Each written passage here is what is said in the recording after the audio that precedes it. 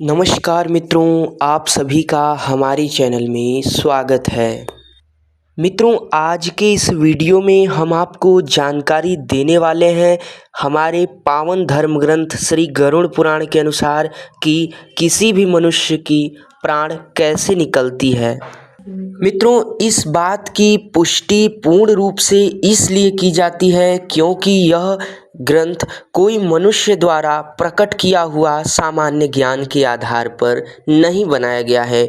इसके पीछे भगवान श्री हरि नारायण ने स्वयं गरुड़ से जो जीवन के, नरक के, स्वर्ग के इत्यादि के बारे में बताया गया है जानकारी, उसी को गरुड़ पुराण नामक धर्म ग्रंथ में लिखा गया है। और यह धर्म ग्रंथ जीवन से जुड़े हुए हर एक प्रकार के प्रश्न को बताता है एवं मृत्यु के बाद भी होने वाले विभिन्न प्रकार की घटनाओं का वर्णन यह धर्म ग्रंथ करता है।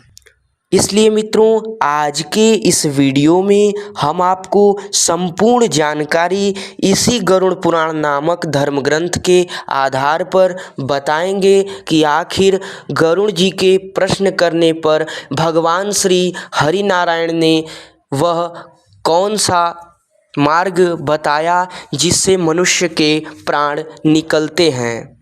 मित्रों, आप सभी को भी इसी प्रकार की दिव्य जानकारी लेना है तो हमारे चैनल को सब्सक्राइब करें और अन्य भक्तों तक हमारे वीडियो को पहुंचाएं ताकि हमारे सच्चे भगवत ज्ञान और सनातन धर्म का अधिक से अधिक प्रचार हो सके। वीडियो को लाइक करें और कमेंट बॉक्स में अपना राय अवश्य प्रकट करें।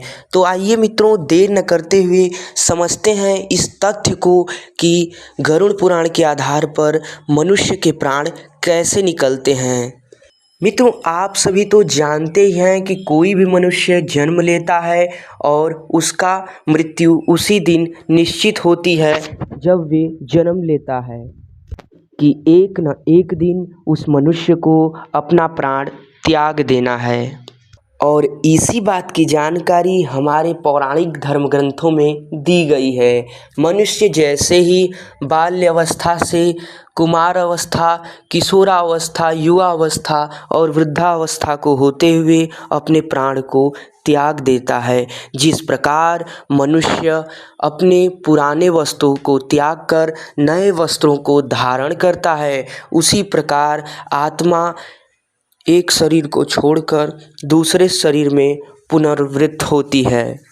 मित्रों, श्री गरुड़ जी के प्रश्न करने पर भगवान श्री हरि नारायण बताते हैं कि किसी भी मनुष्य के पास मुख्य 9 द्वार से प्राणों का निकलना होता है और यह मुख्य 9 द्वार हैं जिसमें दोनों कान, दोनों नाक, एक मुंह और 2 उत्सर्जन अंग जिससे हम अपने मलमूत्र को त्यागते हैं।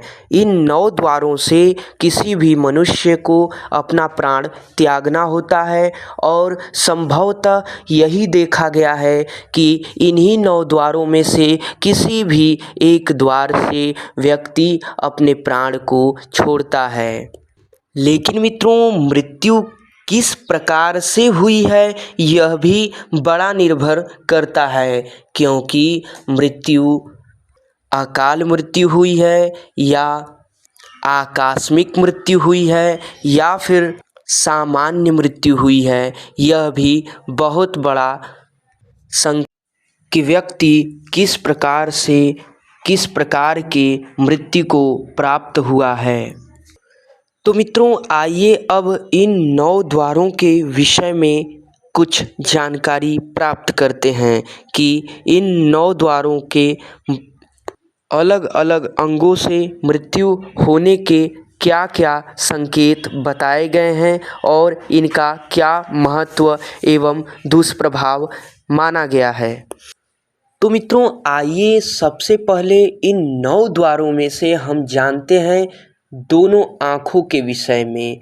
मित्रों, गरुड़ पुराण में ऐसा लिखा गया है कि मान्यता है कि जिस भी व्यक्ति के आँखों से प्राण निकलता है, ऐसे व्यक्ति संसार में ज़्यादा मोहग्रस्त माने जाते। अर्थात कि जिस प्रकार के व्यक्ति को आँखों से प्राण त्यागना पड़ता है, ऐसे व्यक्ति को संसार से ज़्यादा आसक्ति होती है। संसार में ज़्यादा आसक्ति का मतलब है कि वह व्यक्ति अपने प्राणों को बड़ा प्रिय मानता है और वह प्राण नहीं त्यागना चाहता है।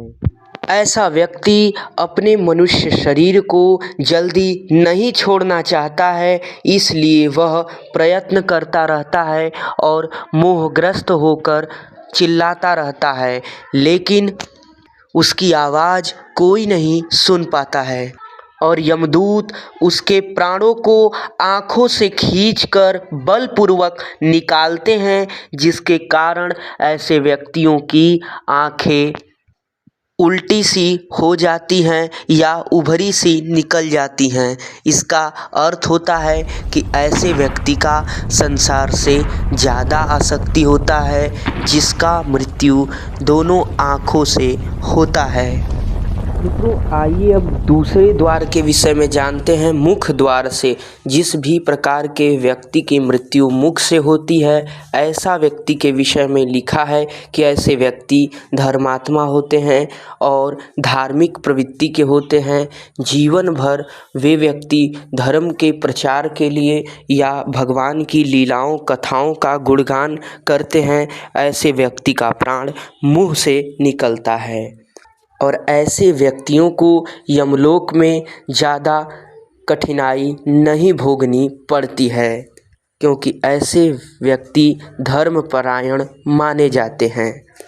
आइए मित्रों, अब तीसरे द्वार नासिका अर्थात कि दोनों नाकों से प्राण निकलने के विषय में जानते हैं।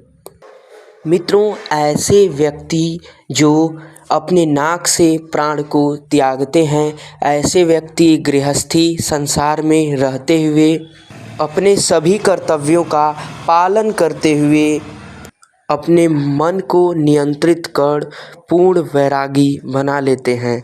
ऐसे व्यक्ति की प्राण नाकों से निकलते हैं। ऐसे व्यक्तियों का प्राण जब यमदूत नाकों के दोनों द्वारों के किसी भी द्वार से खींचकर निकालते हैं, तो नाकों से कुछ भी द्रव्य पदार्थ बाहर। जो व्यक्ति सदाचारी एवं भगवत कथा श्रवण करने वाले अर्थात सुनने वाले महात्मा होते हैं, ऐसे व्यक्तियों का प्राण दोनों कान के द्वारों में से किसी एक द्वार से होता है। इस प्रकार मित्रों, दो कान, दो नाक, दो आँख, एक मुंह और दो मलमूत्र त्यागने वाले द्वार कुल 9 द्वार माने जाते हैं। और 9वां द्वार जो मलमूत्र त्यागने वाला द्वार है, जिस व्यक्ति का इन दोनों द्वारों से मृत्यु होता है अर्थात मलमूत्र त्यागने वाले द्वार से मृत्यु होता है, ऐसे व्यक्ति पापी के श्रेणी में माने जाते हैं और वे अपना मृत्यु प्राण को त्यागते समय, मृत्यु को प्राप्त होते समय मलमूत्र का त्याग करके मरते हैं। तो मित्रों, ये थे 9 द्वार जिससे किसी भी मनुष्य का मृत्यु होता है और इसकी विभिन्न विभिन्न महत्वता एवं दुष्प्रभाव हैं, जो कि गरुड़ पुराण में बताए गए हैं। वहीं मित्रों, 10वें द्वार के भी विषय में बताया गया है, जो कि ब्रह्मरंध्र है। ब्रह्मरंध्र जो कि सर में बीचों बीच में होता है। जो व्यक्ति धर्मात्मा और भगवत भक्त होते हैं, ऐसे व्यक्तियों का मृत्यु सर से होता है अर्थात उनके सिर भाग से ब्रह्मरंध्र से होता है। और इन टोटल 10 द्वारों में सबसे सर्वश्रेष्ठ मृत्यु 10वां द्वार यानी सिर भाग से ही होता है, जिसे ब्रह्मरंध्र के नाम से श्री गरुड़ पुराण में लिखा गया है। तो आशा करते हैं मित्रों कि आज का हमारा यह वीडियो, जो कि मृत्यु कैसे होता है और विभिन्न प्रकार के इन 10 द्वारों के विषय में था, जो कि आप सभी लोग को अच्छा लगा होगा। तो इस जानकारी को अधिक से अधिक लोगों तक पहुंचाएं, ताकि अधिक से अधिक लोगों को इस बात की जानकारी मिल सके। और इसी प्रकार की जानकारी के लिए हमारे चैनल को सब्सक्राइब करें। मिलते हैं एक नई जानकारी के साथ, तब तक के लिए